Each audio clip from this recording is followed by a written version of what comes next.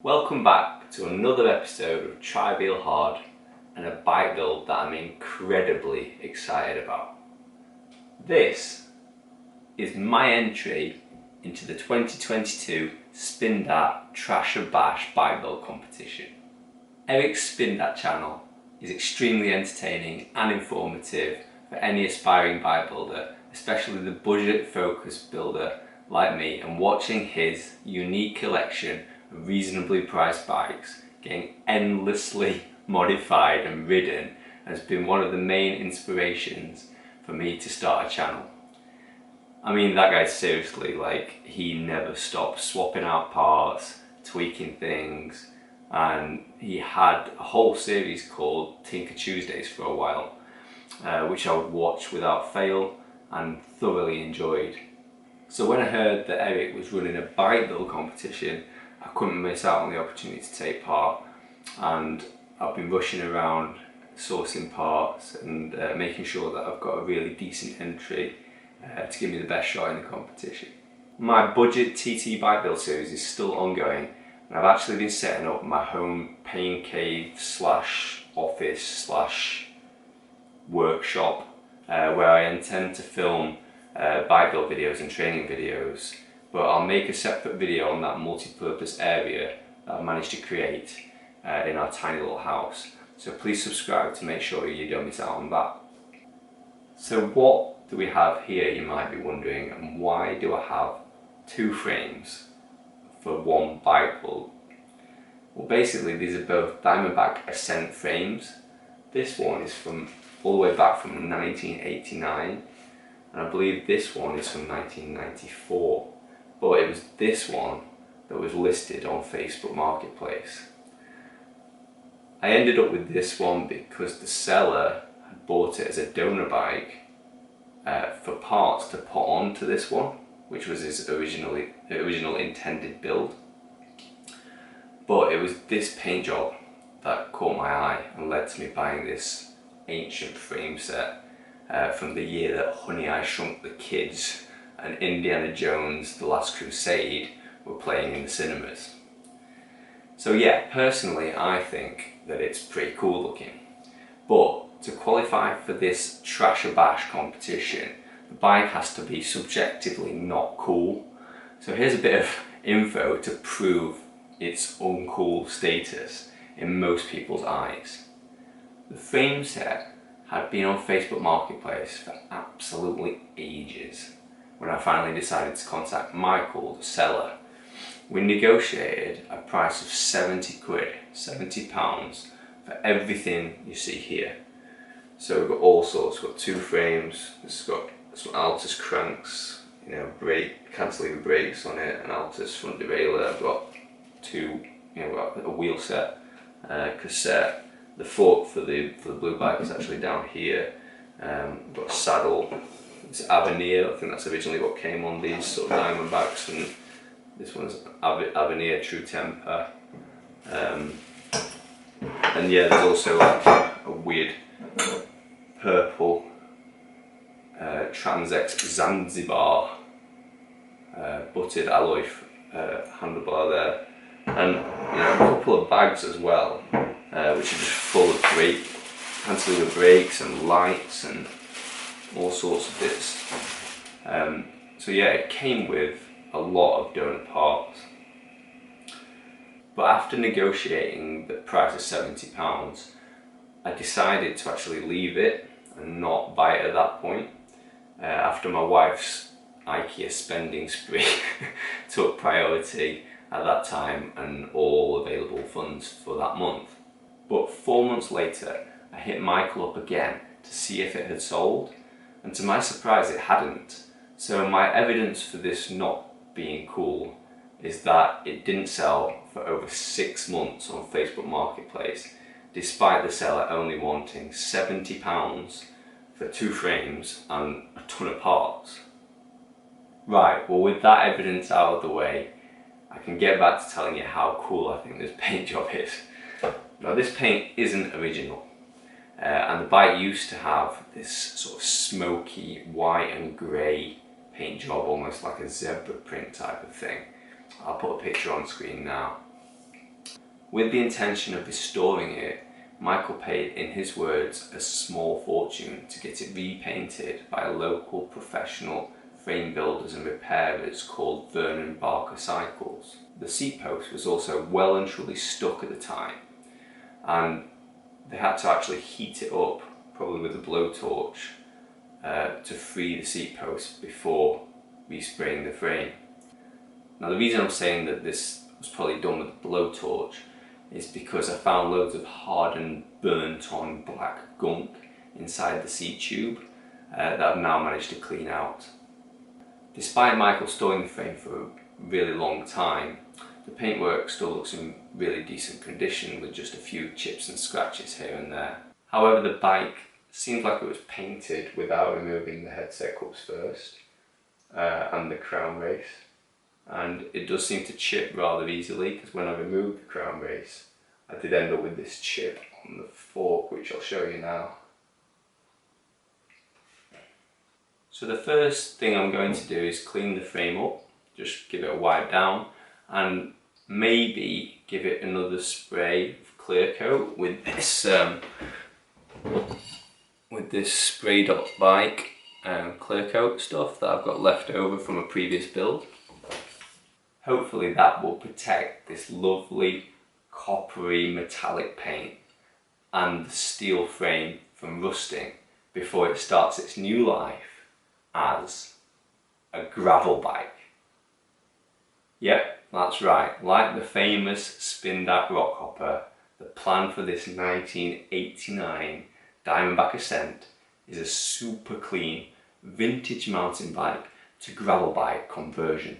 So let's get rid of these old donor parts back into the loft for another day and another build, and get some nice new parts out for this super clean gravel conversion. A few moments later.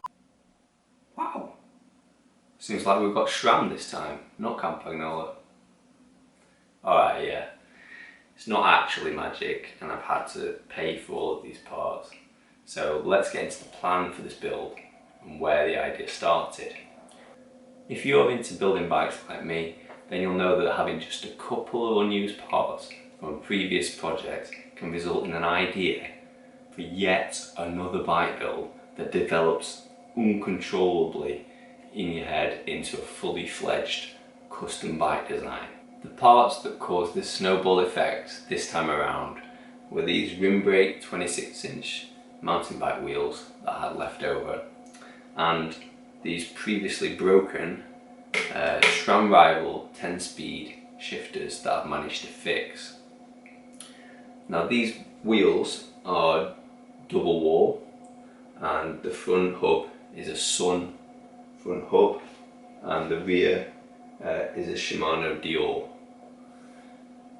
In my experience, wheels and shifters are often the most expensive parts of a budget bike build, so having these already made me mistakenly think if I just had a frame then I'd almost have a complete bike.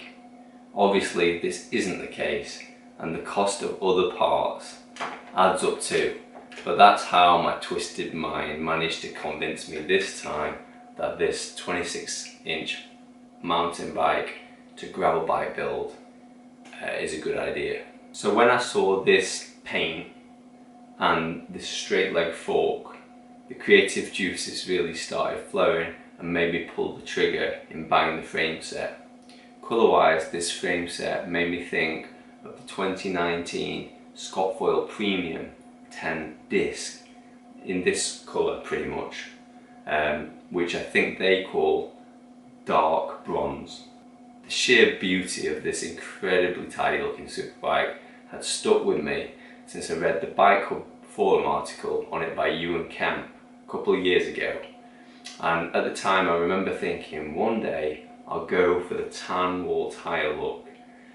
So now this is my chance, and while the Scotfoil has Schwalbe Pro 1 tyres, I thought that if I could source some Schwalbe skin wall tyres in a 26-inch, then the tan wall colour would likely be the same as it is on the Scot.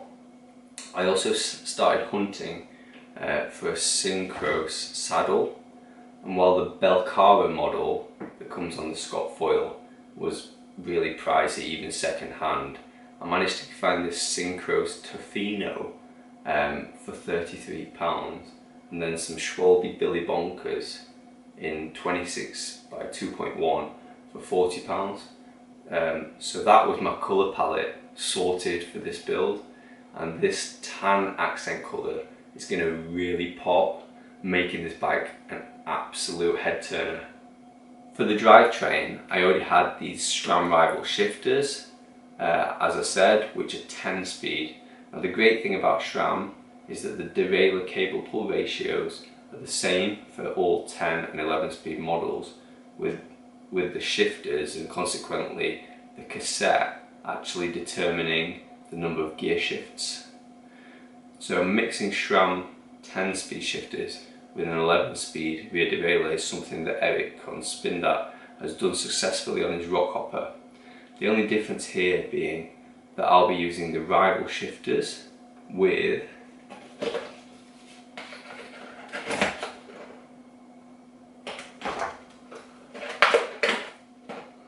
the Apex 1 rear derailleur, while Eric had the Apex shifters and a Rival rear mech.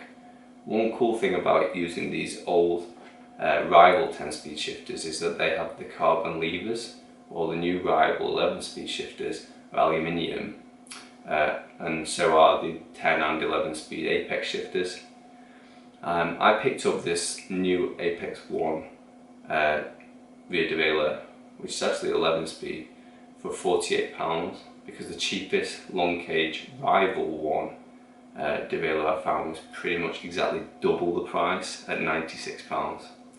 Now I need the long cage to allow up to a 42 tooth sprocket on the cassette for easy gearing, and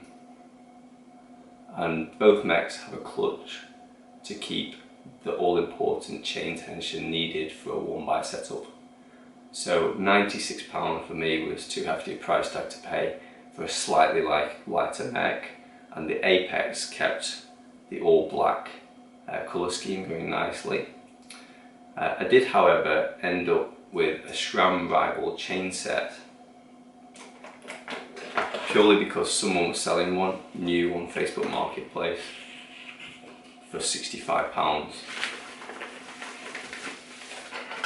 which was actually £20 cheaper than I could find the Apex 1 chain set. The only difference I can see here is purely aesthetic really, and that the Rival has like a road style 5-arm spider, while the Apex has a 4-bolt spider, giving it a more mountain bike look. This Rival 1 chain set came with a 42 tooth narrow wide chain ring, and I knew that I wanted to achieve a 1:1 ratio for decent climbing ability. So in looking for an 11 to 42 tooth cassette, the options I found for 10 speed to match the shifters were the Shimano Dior CS-M 4100, the Sunrace MS3, and the Microshift CS-H103. The Shimano and the Sunrace were about £45, and the Microshift was a bit cheaper at £38 including postage. Plus I remembered that Poseidon bikes mixed SRAM Apex with a Microshift cassette on their limited edition SRAM Apex 1 Poseidon X a few years ago, and I remember just how sleek it looked with all the black components, the tan wall tyres. So I went for the all black Microshift cassette, which is here, and the front two small sprockets are actually here. And just feast your eyes on this thing.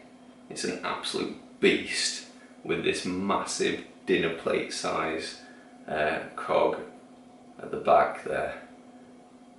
So yeah, I'm really happy with that. I think it looks mint in black. I think that's really gonna modernise what is a frame from 1989. Lastly, no drivetrain will be complete without a chain, and if I'm going to have any chance of getting into the final 20 selected for this competition, then it's got to be gold.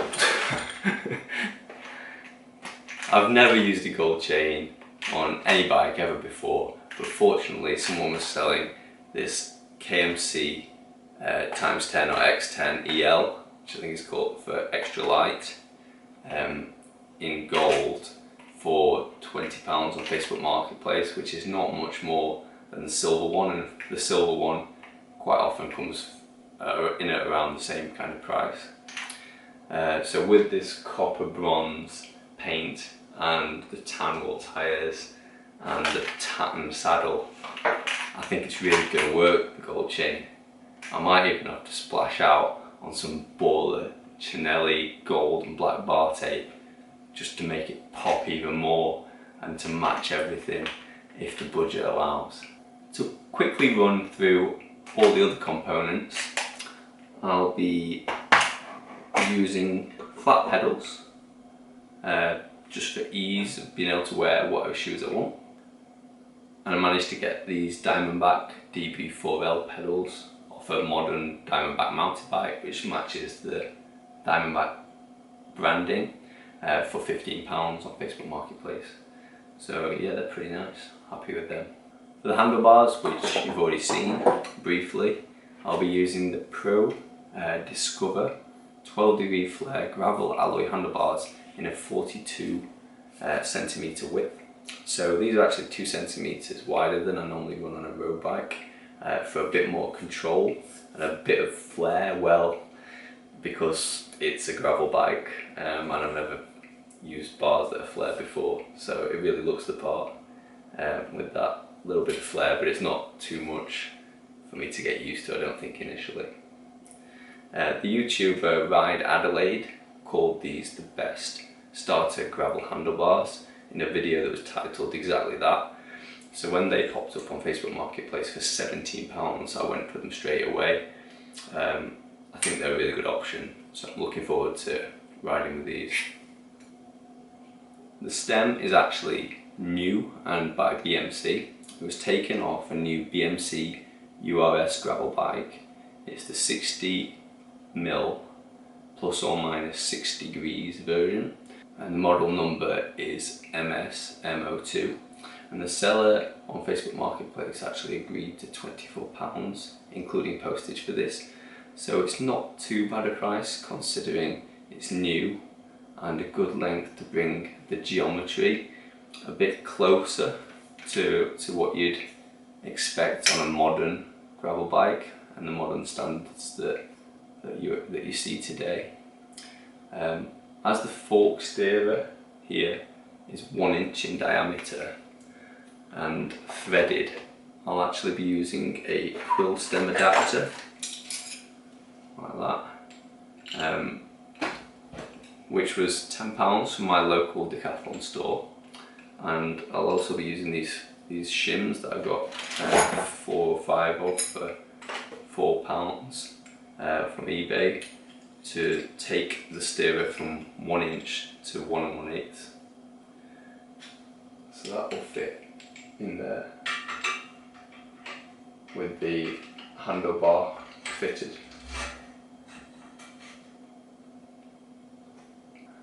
The seat tube clamp is an old-fashioned quick release style one without a band, but I managed to get a modern looking black version for £7 from Decathlon also. The brakes I'm going for are the Tektro CR720, which I've purchased from eBay from the power seller High On Bikes, which I've got quite a few bits from in the past.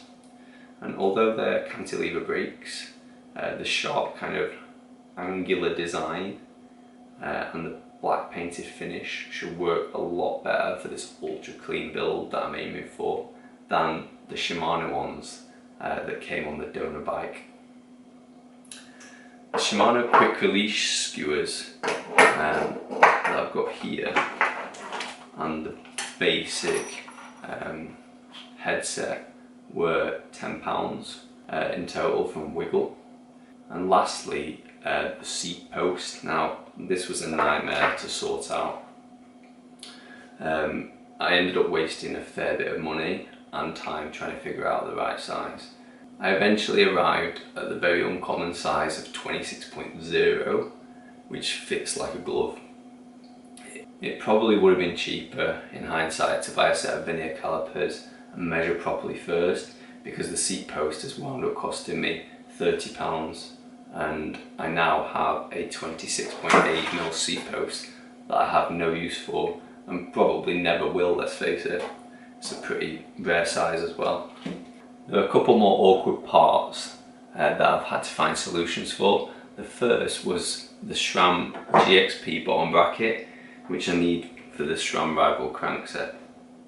Now this bottom bracket type, GXP, seems to get a fair few negative reviews, and it's rather expensive compared to Shimano. I already had this Shimano SM BBR60, which I think is an Ultegra bottom bracket. I keep one of these in stock because it's like a spare for my winter bike. So to save a bit of money, I wondered if I could just use this. It turns out that Shimano's bottom bracket interface, the inner diameter, is 24mm on both sides, but SRAM GXP is 24mm on one side but 22mm on the other. So after a bit of research, I managed to find this Shimano Holotech 2 to SRAM GXP bottom bracket adapter shim. So that's going to fit in the appropriate side and save me a bit of money, because it was only £4 instead of buying a £30 bottom bracket. The last awkward part to sort out were these cable guides for the cantilever brakes. Now, where are they? The reason you need cable guides is because this frame doesn't actually have any built in. The front was actually really simple. It just ends up being like a headset shim. So I ordered this one from Wiggle, a headset spacer, sorry. So that just fits at the front like that. But the rear cable guide, see, I couldn't just get something with a band on it like this and put it at the back, because there's no band on this seat post clamp. It's quick release. So what I ended up having to get was one that fits onto the quick release bolt. So it's got a hole through it like that, and that actually goes through the quick release bolt. Now I struggled to find anything like this in stock anywhere, but in the end the cheapest one I found was this black one, which I'll show you a photo for now, on the Treads website here in the UK. But as you can see, the one that turned up was silver, which isn't what I wanted, but I really can't be arsed to mess about returning it now, as it was only £4 including postage. It's like a £1 part. So hopefully, even though it's silver, it looks okay on the bike. And I think because I have a bit of silver showing at the front from the quill stem adapter, it should be good. So that's a rather messy overview of the plan for this 26-inch late 80s vintage mountain bike to gravel bike build that I'll be entering into the 2022 Spindatt Trash or Bash bike build competition. For anyone interested, I'll put the total cost in pounds on the screen now, which for Eric's benefit is just over 900 Canadian dollars. Having only very recently set up this channel, I really hope that Eric sees this video and has the time to watch it, even though it's ended up being rather long. Obviously, I hope more than anything that my idea to use new parts and this tan accent colour to convert this 1989 Diamondback Ascent into a fully fledged Superclean gravel bike is interesting enough for Eric to put it through to the final 20 featured bikes for the competition. And I hope you're as excited as I am to see how this build turns out. So yeah, I'd love it if as many people as possible get to see this custom build series, and I'd definitely appreciate it if you could like and share and subscribe to see the final bike built up with all these carefully selected parts. Thanks for watching, and I'll see you soon for the build. Peace!